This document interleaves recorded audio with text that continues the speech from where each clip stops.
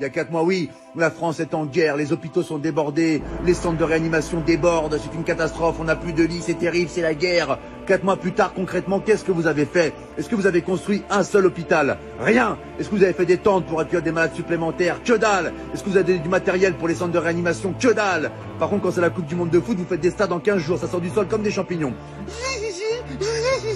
Les stades, ils les font en 3 semaines. En Chine, ils ont fait un hôpital en 10 jours. Nous, ça fait 4 mois, on n'a même pas des couvertures en plus. Un oreiller non plus? Bon bah écoute, c'est super, hein, vive la France. Et arrêtez de nous balancer de la poudre aux yeux pour camoufler vos incompétences à parler de l'islam H24, c'est terrible. Les femmes voilées, les piscines séparées pour les femmes, le séparatisme, les extrémistes, les hommes qui se douchent en caleçon après, c'est un signe de radicalisation. Vous allez arrêter de casser les couilles aux musulmans, mais c'est quoi ce bordel? Là, si ça continue à ce rythme-là, ils vont dire que le coronavirus il a muté et que les musulmans ont créé une bactérie qui s'appelle le Hamid-19. Nous sommes avec Jérémy qui a été infecté par le Hamid-19. Pouvez-vous nous raconter votre calvaire, Jérémy? Bah, ça a commencé par la barbe qui pousse toute seule, alors que je suis un berbe à la base, donc c'est un peu incohérent tellement.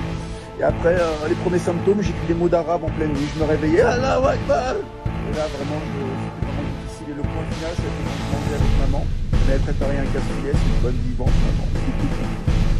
Et puis là, d'un coup, il y a une phrase qui est sortie. Ashhadu an la ilaha illallah wa ashhadu anna Muhammadan Rasulullah. Le verdict était sans appel. Maman a appelé les pompiers. C'était le Hamid 19.